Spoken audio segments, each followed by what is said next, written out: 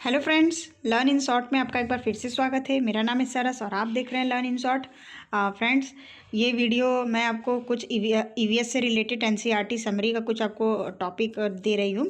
तो अभी मैंने कुछ और चीज़ों से रिलेटेड वीडियो बनाया था तो मैं ये नहीं दे पा रही थी, लेकिन ये बहुत अच्छे टॉपिक है। ये आपको बीपीएससी 3.0 में भी बहुत ज़्यादा हेल्प करेंगे, क्योंकि आपको पता ही है कि आप ईवीएस को एज उसमें भी पढ़ सकते हैं, जो आपका सब्जेक्ट वाइज भी पढ़ सकते हैं। ईवीएस एक आपका वो भी है, सब्जेक्ट भी है, जो कि आपको साइंस में और फिर आपको भूगोल वगैरह में देखने को मिल जाता है।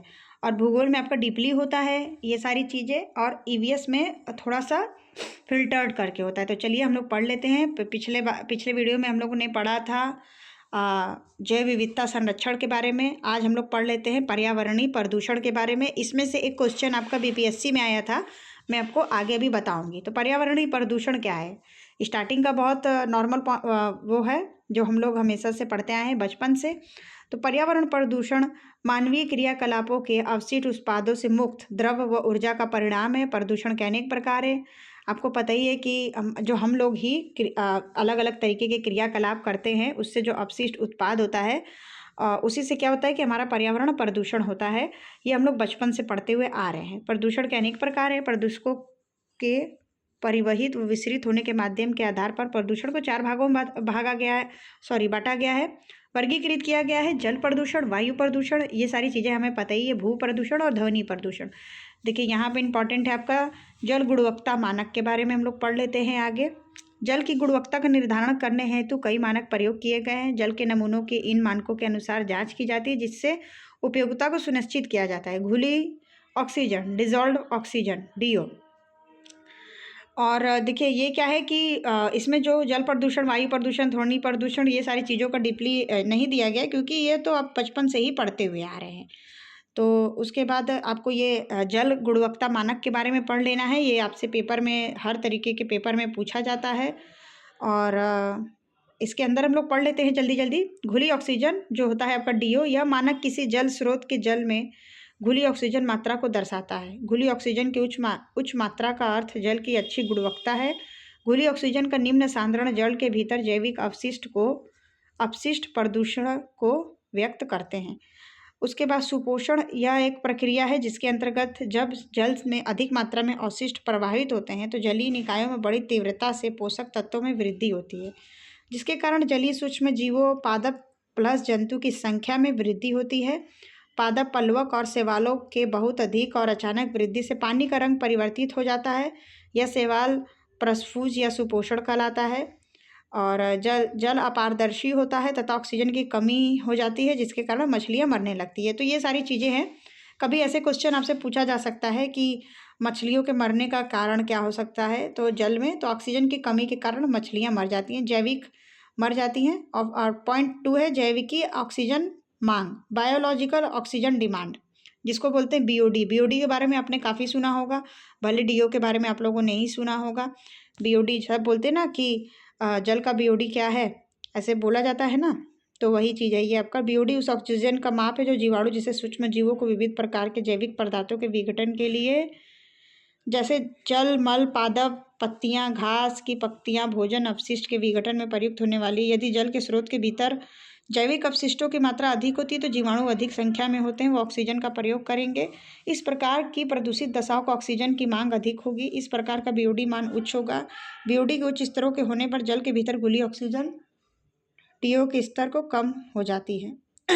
तो इसी तरीके का है। इसके अंदर अभी हम लोग बहुत नहीं पढ़ते हैं, बहुत शॉर्ट में ये आपको इन्फॉर्मेशन मिलने वाला है।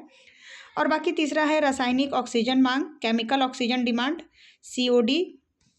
और बीओडी और सीओडी ये सब आप लोगों ने सुना होगा।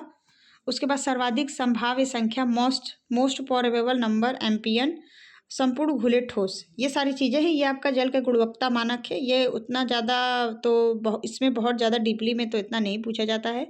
बीओडी से क्वेश्चन बन जाते हैं। और एक आपका मछली के मरने का कारण भी पूछा गया है कई एग्जाम में, तो ऑक्सीजन की कमी के कारण। ठीक है। और देखिए मैं आपको ये बहुत इंपॉर्टेंट पॉइंट बताने वाली हूँ, इसको आप थोड़ा ध्यान से देखिएगा।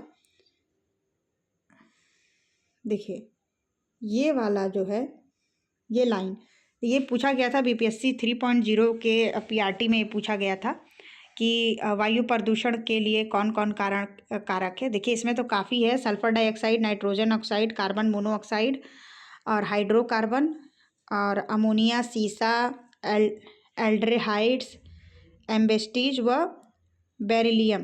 तो ये सारे हैं वायु प्रदूषण के कारण। लेकिन उसमें क्या था कि आपसे पूछा गया था सल्फर डाइऑक्साइड और नाइट्रोजन डाइऑक्साइड और कार्बन मोनोऑक्साइड, ऐसे ही कुछ था। तो आई थिंक जिन्होंने एक आंसर लगा दिया था, तो फिर उसमें था उपयुक्त में से एक से अधिक, क्योंकि सल्फर डाइऑक्साइड को भी माना गया था।